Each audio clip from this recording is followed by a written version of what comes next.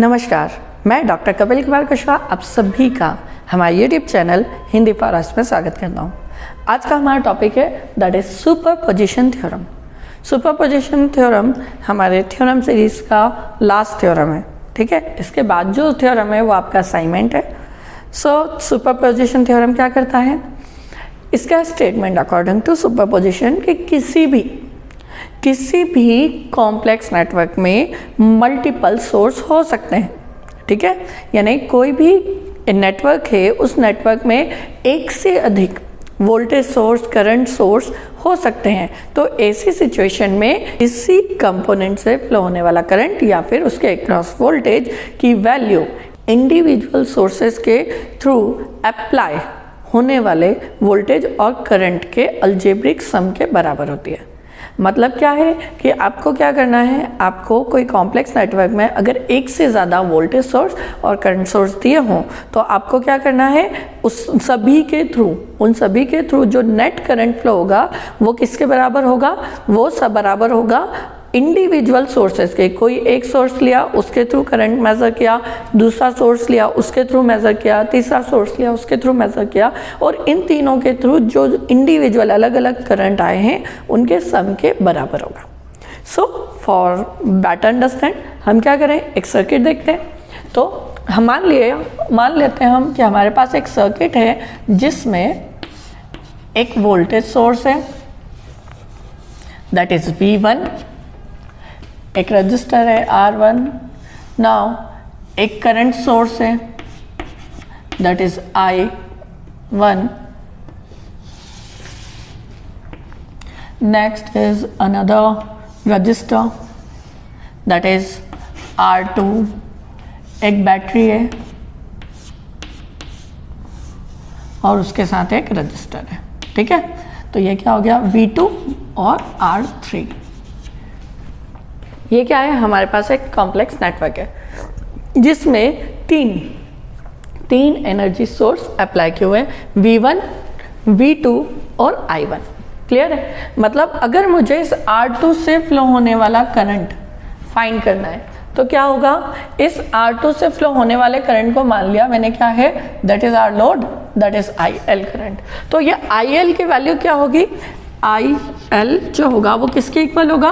वो इक्वल होगा कि जब हम इस सर्किट से इस सोर्स को और इस सोर्स को रिमूव कर दें, देन इसके कारण इस R2 में फ्लो होने वाले करंट को मेजर कर लें, फिर इस I2 को रखें और V1 और V2 को क्या कर दें, रिमूव कर दें, और इस I1 के कारण इस सर्किट में से यानी इस R2 में से फ्लो होने वाले करंट को रखें, देन इन दोनों को रिमूव करके V2 को रखें और V2 के कारण इस सर्किट से फ्लो होने वाले करंट को मेजर करें। तो इन तीनों के कारण जो करंट आएगा उस करंट की वैल्यू किसके इक्वल होगी, that is equal to IL।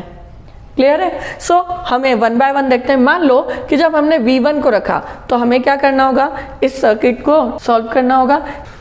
इसे सॉल्व करने के लिए हमें पता है कि ये क्या है, ये करंट सोर्स है, इसे हटाने के लिए यहाँ ओपन करेंगे, और ये वोल्टेज सोर्स है, इसे हटाने के लिए हम इसे क्या कर देते हैं, शॉर्ट करते हैं। तो क्या हो जाएगा, ये सर्किट कन्वर्ट हो जाएगा एक अनदर सर्किट में,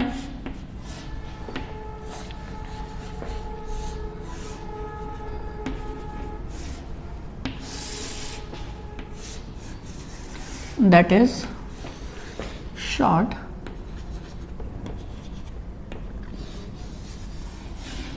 it is R3, R2, यहाँ पे हमारा I था, ये हो गया V1, it is R1। मान लीजिए लिया हमने कि V1 जो है, जब V1 सोर्स अप्लाई किया था तो R2 से फ्लो होने वाला करंट जो था वो था I डैश।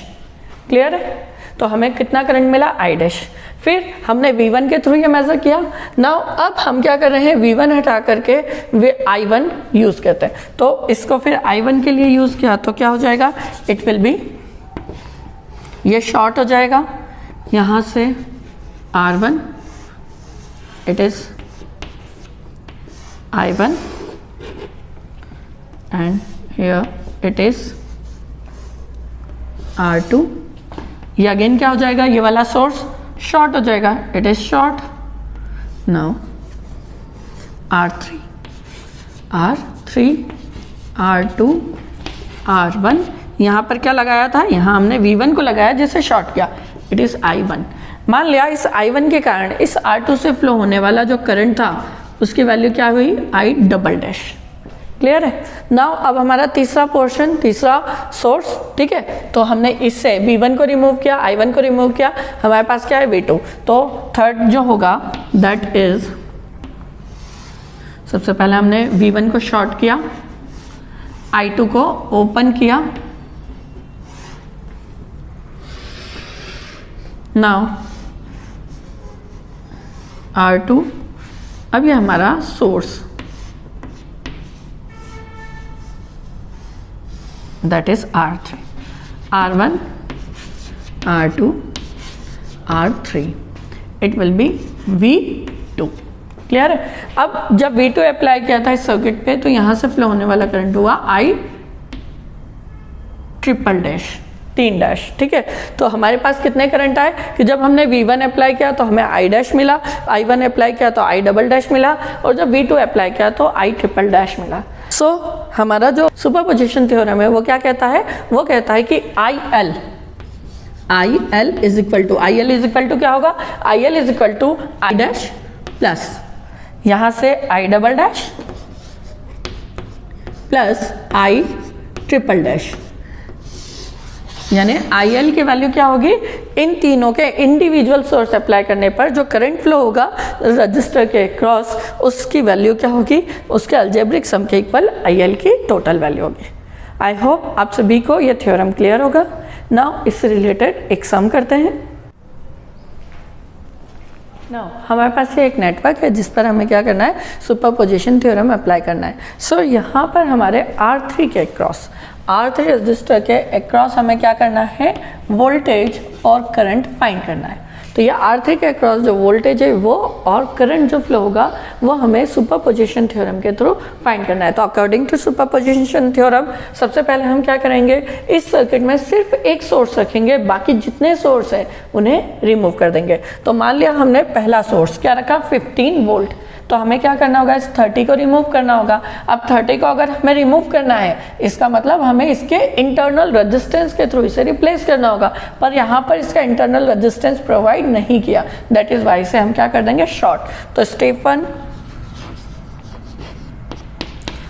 क्या हो जाएगा, हमने एक सोर्स को रखा और दूसरे को रिमूव किया। सो ये सर्किट को हमने फिर से रीड्रॉ किया, तो इट विल बी, नाउ ये शॉर्ट हुआ और ये हमारा सर्किट कंप्लीट हुआ, ठीक है। यहाँ हमारा V2 क्या कर दिया, हमने शॉर्ट कर दिया। ये था हमारा R2 is equal to 3 Om, R3 कितना है, अगेन 3 ओम, इसके क्रॉस हमें फाइंड करना है V, और इट इज 6 ओम और इट इज 15 वोल्ट। हमें पता है ये दोनों क्या है, आपस में पैरेलल, क्योंकि इनका एक एंड, दोनों का एक एक टर्मिनल क्या है, इस पॉइंट से कनेक्ट है, और सेकंड टर्मिनल यहाँ पॉइंट से, यानी दोनों के टर्मिनल आपस में कनेक्ट है। या फिर अगर आपको समझ नहीं आता तो आप यहाँ से क्या करो, एक करंट पास कर दो। मान लिया हमने I करंट पास किया, I जब इस पॉइंट पे पहुंचेगा तो एक करंट I1 यहाँ जाएगा और I2 यहाँ, तो ये दोनों क्या हो गए, पैरेलल हो गए। ये दोनों पैरेलल है तो हम इसे सॉल्व कर सकते हैं इन दोनों का पैरेलल कॉम्बिनेशन लेकर। दोनों का जब आप पैरेलल कॉम्बिनेशन लेंगे तो क्या हो जाएगा, that is R equivalent is equal to, इन दोनों का निकाल रहे हैं ताकि हम यहाँ पर एक नया रजिस्टर पुट कर सके। तो क्या होगा, 3 × 3 अपॉन 3 + 3, क्लियर है, इट इज 9/6, क्लियर। तो R equivalent will be, R equivalent is equal to 1.5 ohm. तो R इक्विवेलेंट कितना आ गया, 1.5, यानी इस सर्किट को हम और इजी वे में रीराइट कर सकते हैं। तो ये सर्किट क्या हो जाएगा, it will be a simple circuit in which 2 resistors are connected in series form. It is 15 volt, ठीक है, it is 6 ohm, it is 1.5 ohm, clear है। तो हम यहाँ से इस सर्किट पे क्या करते हैं, हमें इसके अक्रॉस वोल्टेज फाइंड करना है, इस इक्विवेलेंट के अक्रॉस हमें क्या करना है, वोल्टेज फाइंड करना है। तो मान लिया इस वोल्टेज की वैल्यू क्या है, दैट इज V1, यानी इसके अक्रॉस जो का वोल्टेज है वो क्या है, V1 है। तो V1 क्या हो जाएगा, V1 इज इक्वल टू यहाँ पर हम क्या लगाएंगे, वोल्टेज डिवाइडर रूल। तो वोल्टेज डिवाइडर रूल के according total voltage that is 15 into register जिसके अक्रॉस वोल्टेज फाइंड करना, दैट इज 1.5। तो it is 1.5 upon total resistance 6 plus 1.5, 6 plus 1.5। जब आप इसे कैलकुलेट करेंगे तो इसकी वैल्यू आएगी 3 वोल्ट। क्लियर है। तो V1 यानी जब हमने 15 वोल्ट अप्लाई किया तो V1 इस पर अप्लाई वोल्टेज जो V1 है उसकी वैल्यू कितनी आ गई, 3 वोल्ट। तो it is V1 is equal to 3 volt. Now step second, हम क्या करें, इस 15 वोल्ट को शॉर्ट कर दें और 30 वोल्ट के थ्रू इस पर अप्लाई होने वाला वोल्टेज फाइंड करें। तो उसके लिए फिर से सेम प्रोसेस हो ना। स्टेप सेकंड, जब हमने इस सर्किट में से क्या किया, 15 को शॉर्ट किया और 13 को अप्लाई किया, तो ऐसे सिचुएशन में क्या होगा, इस सर्किट फिर से रीड्रॉ किया तो हमें सर्किट क्या मिलेगा।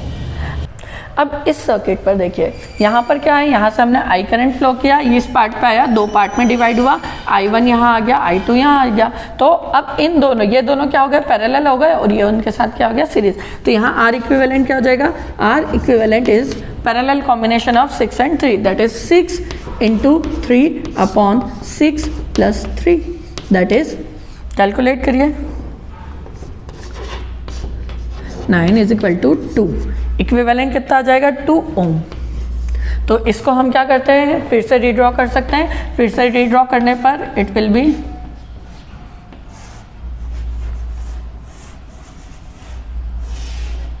It is equivalent that is 2 ohm, it is 3 ohm and it is 30। मान लीजिए इस सिचुएशन में इसके अक्रॉस जो वोल्टेज है दैट इज V2। तो V2 क्या हो जाएगा, V2 is equal to 30 volt, 30 volt into 2 volt upon what, upon total 3 plus 2 is equal to, जब आप इसे कैलकुलेट करेंगे इट इज 12 वोल्ट। कितना आ जाएगा, 12 वोल्ट। अब हमें पता है कि हमारे पास क्या है, एक सोर्स का अप्लाई किया तब हमें मिला 3 वोल्ट, सेकेंड सोर्स अप्लाई किया तो 12 वोल्ट। तो V2 will be 12 volt. So according to superposition theorem हमने क्या किया है, इंडिविजुअल सोर्स अप्लाई करके वोल्टेज फाइंड किया। अब हमें क्या करना है, total voltage, equivalent voltage find करना है। तो वो equivalent voltage V is equal to क्या हो जाएगा, V is equal to V1 plus V2। तो V is equal to, V1 कितना है, V1 is 3 volt plus V2 कितना है, 12 volt. So total voltage that is 15 volt. यानी इस सर्किट पर इस R3 के अक्रॉस जो वोल्टेज ड्रॉप होगा दैट इज 15 वोल्ट। नाउ अब इससे फ्लो होने वाले करंट को कैलकुलेट करना है। तो हमें पता है I इज इक्वल टू क्या होता है, V बाय R। V कितना है, 15, R कितना है, R will be 3 ohm. So I is equal to 5 ampere. तो I कितना आ जाएगा, that is 5 ampere. So I hope आप सभी को सुपरपोजिशन थ्योरम का स्टेटमेंट और सुपरपोजिशन थ्योरम किसी नेटवर्क पर कैसे अप्लाई करते हैं ये क्लियर होगा। सो आज के क्लास में इतना ही। Thank you.